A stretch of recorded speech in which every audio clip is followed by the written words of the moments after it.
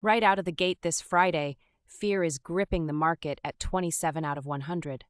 The Nasdaq just got absolutely hammered in the opening half hour, down 1.63%, with no signs of recovery yet.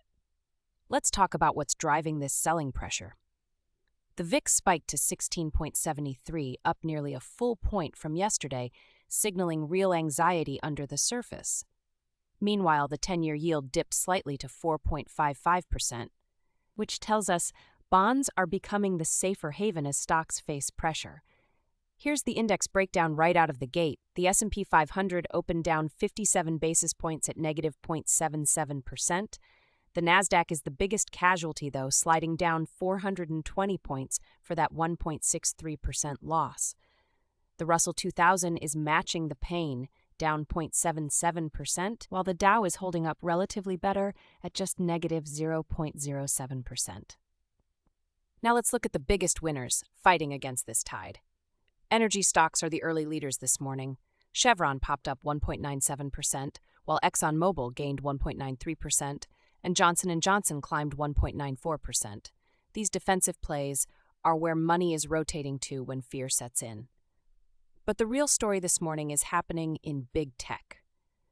Netflix is the single biggest mover in the entire market right now, absolutely collapsing down 9.83% at the open.